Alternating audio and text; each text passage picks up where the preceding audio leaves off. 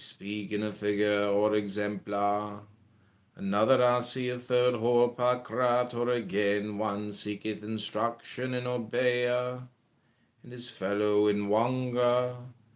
And of all these not one in 10,000 shall be aware of his true way.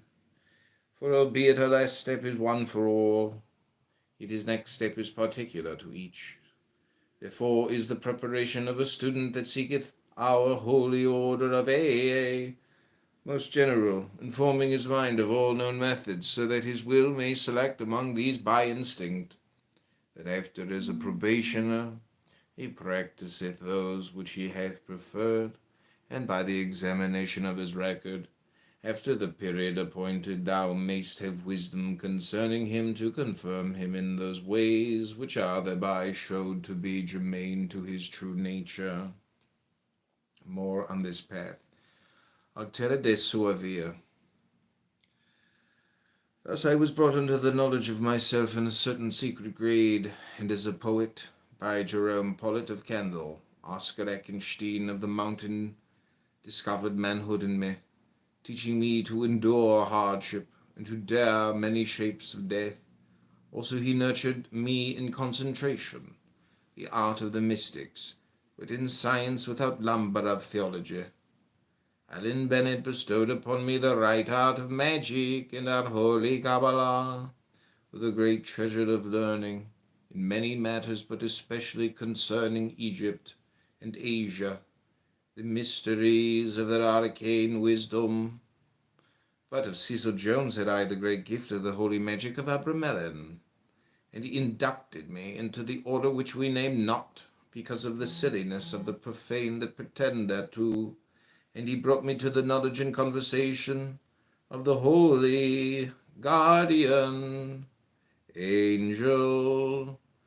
Also he was the herald of the masters of the temple, and they bade me welcome to their order, appointing a siege for me in the city of the pyramids, under the night of Pan, but for 3 years I was not willing to avail myself thereof.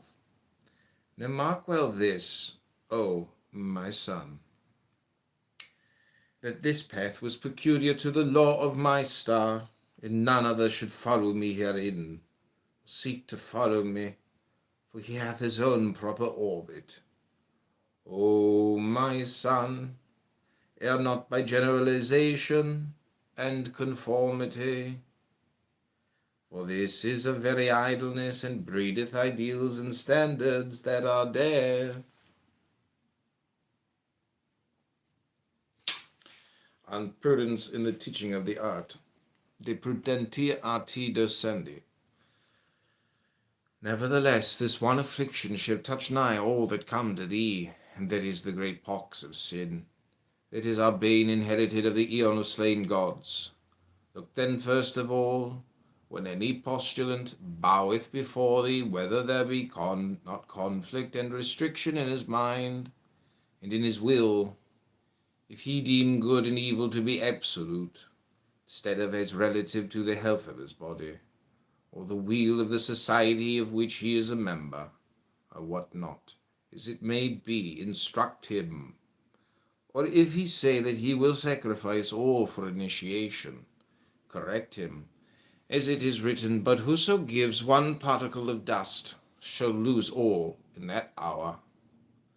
For it is conflict if he weigh one thing with another, and renunciation, being sorrowful, is not worthy of acceptance, but he must with joy unite all he is and hath, heaping the whole into one billow of love and will.